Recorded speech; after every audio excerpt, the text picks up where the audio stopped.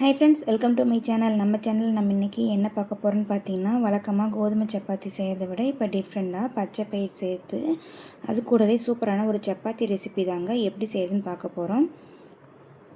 ரொம்ப சிம்பிளாகவும் சூப்பராகவும் ஒரு சூப்பரான ஹெல்த்தி ரெசிபி, அதிக அளவு ப்ரோட்டீன் கொண்ட பச்சை பயிர் சப்பாத்தி ரெசிபி எப்படி செய்யுதுன்னு இந்த வீடியோவில் போய் பார்க்கலாம் வாங்க.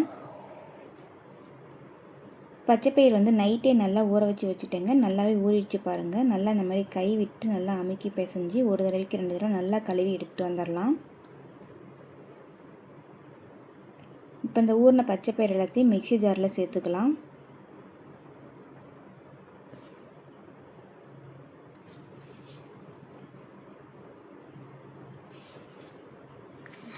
மிக்ஸி ஜாரில் சேர்த்துட்டு இது கூட ஒரு கைப்பிடி அளவுக்கு பெரிய வெங்காயத்தை பொடிசாக கட் பண்ணி சேர்த்துக்கலாம். 4-5 பூண்டு, தேவையான அளவுக்கு தண்ணி விட்டு நல்லா அரைச்சி இந்த மாதிரி எடுத்துகிட்டு வந்துடலாம். தண்ணி கொஞ்சம் கம்மியாக விட்டு அரைச்சிக்கோங்க.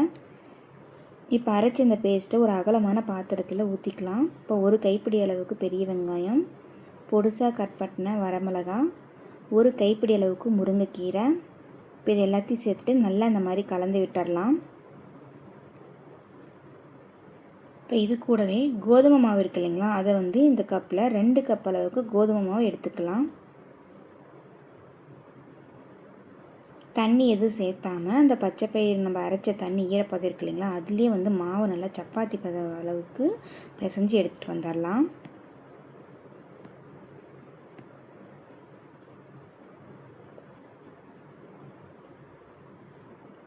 இப்போ இது கூட ஓமம் சொல்லுவோம் இல்லைங்களா, அது ஒரு 1.5 ஸ்பூன் அளவுக்கு ஓமம் சேர்த்துக்கலாம்.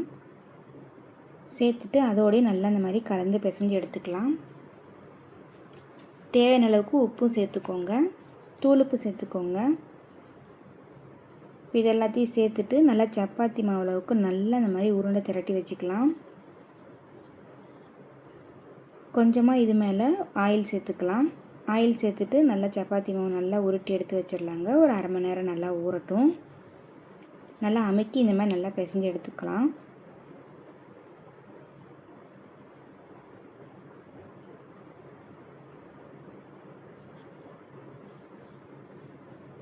நல்லாவே மாவு இந்த மாதிரி அமுக்கி பிசைஞ்சாதாங்க சப்பாத்தி உருட்டுறதுக்கு நமக்கு ஈஸியாக வரும். நல்லா இந்த மாதிரி அமுக்கி பிசைஞ்சிட்டு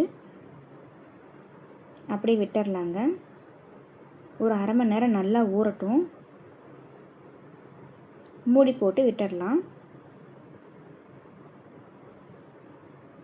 இப்போ அரை மணி நேரம் கழித்து பார்த்தோம்னா நல்லாவே மாவு ஊறி சூப்பரான ஒரு பதமாக தயாராகிடுச்சு பாருங்கள். இப்போ வழக்கம் போல் நம்ம சப்பாத்தி எப்படி உருட்டுவோமோ அது மாதிரி உருட்டி எடுத்துக்கலாங்க.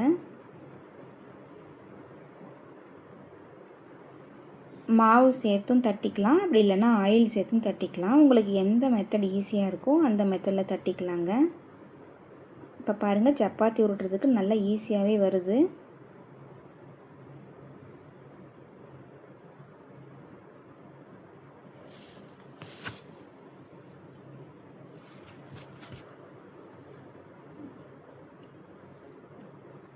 நல்லா இந்த மாதிரி தட்டி எடுத்துகிட்டு நம்ம தோசைக்கல்லில் போட்டு சுட்டு எடுத்துகிட்டு வந்துடலாங்க. இப்போ எடுக்கிறப்போ கொஞ்சம் கூட நமக்கு கிளியாமல் நல்லா சப்பாத்தி அழகாக வந்திருக்கு பாருங்கள்.